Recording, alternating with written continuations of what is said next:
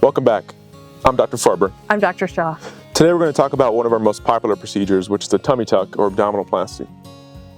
What is a tummy tuck? So basically it is removal of extra skin and fixing of the rectus diastasis, or repair of the abdominal muscles. And that's really all it is. It's just a contouring procedure for your abdomen. So you may be wondering if you're a good candidate for a tummy tuck. Well, you should be at your ideal weight. You should be done with having children. This procedure is really great for people who want to improve the look of the abdomen above and below the belly button. Also, if you have a separation of the muscle, which can be seen if you're doing a crunch or you're sitting up, you notice there's a bulge over here, that can also be addressed with the tummy tuck. So what are the components of a tummy tuck? And Dr. Shah just kind of alluded to it. So really it's three different things. The main one is removing the extra skin of the abdomen. And whether you've accrued extra skin over the years from age or from childbearing or just from weight loss, doesn't matter. Either way, that skin can be removed. We do this through a very low incision. It usually runs hip to hip, but typically in a line that's lower than what a C-section scar would be at, so it hides in your underwear or your bikini line. And through this incision, we remove the extra skin. We also repair the rectus diastasis, which is a separation of the abdominal muscles. And no amount of crunches or sit-ups or work at the gym can really get those abdominal muscles back into the midline. So they really need to be repaired. Not everybody has this diastasis, but if you do, this is part of the tummy tuck and part of the procedure that we will repair. The third thing is transposition or moving of the belly button. We keep your same belly button, but we just bring it out through the new incision in your abdominal skin. And we do this in a way that the incisions will hide in the natural shadows, so you won't really see the scar once it's completely healed.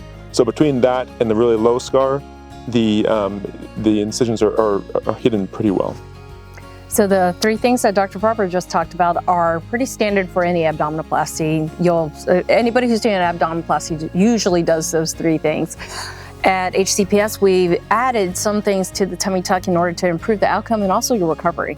So the first thing that improves the whole look of the tummy tuck is liposuction. We do liposuction with every tummy tuck we do, and the liposuction's mostly in the flanks. So right here, right where the incision's coming, so it blends in with your back better. And then also we can do some contouring just so you have a better shape around your waist.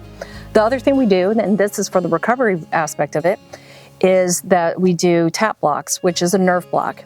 It's done during the procedure. We use an ultrasound and something called Exparel, which is a long-acting local anesthetic. And what that does is it numbs the abdominal wall for up to 3 days. The first 3 days are the worst for recovery. So by the time it wears off, then you're walking around much easier.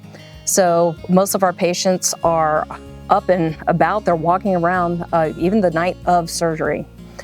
The third thing is that we don't use drains, and there's multiple reasons. Number one reason is that it's not needed, and that drains, nobody likes a drain, and it's very uncomfortable and requires additional upkeep and also creates additional scarring from your tummy tuck. So the reason why we're able to not use drains is because we do a technique called progressive tension sutures, or also known as quilting sutures. What that is that we re-suture your abdominal wall all the way from here, all the way back to over here, back to your abdominal wall.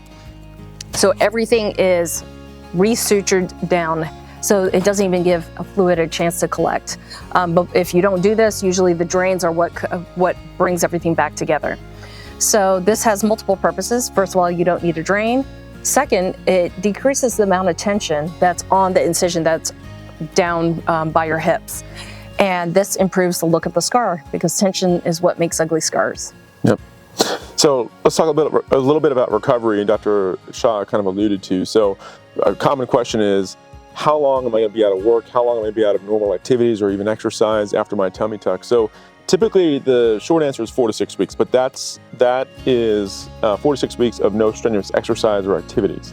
So typically you can go back to work depending on what you do within a week or two.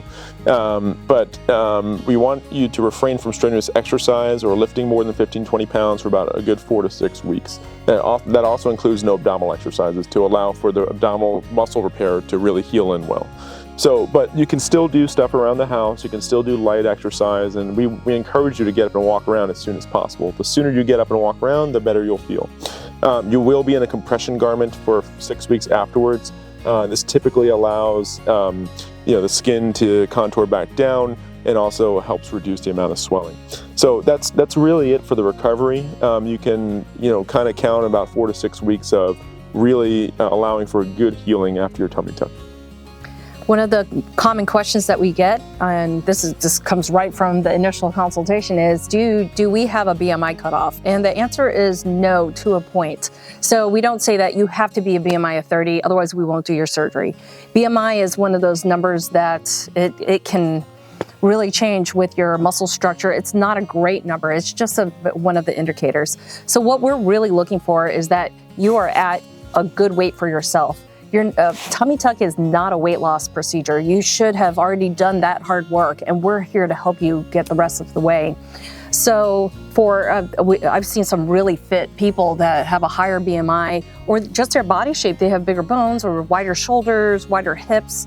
And as long as we know that we're going to be able to do an optimal surgery for them and also do it safely, then BMI is just a number up to a point. If your BMI is really high and you're struggling with losing weight, then there are other options that should be pursued before going through a tummy tuck. Right. Okay. Well, that's it. That's it for tummy tucks. Stay tuned for the next one. We'll see you soon. See you soon.